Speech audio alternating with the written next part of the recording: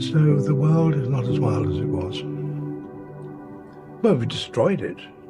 Well, not just ruined it. I mean, we have completely destroyed that world. That non-human world has gone. The human beings have overrun the world. This is now our planet, run by humankind for humankind. There is little left for the rest of the living world.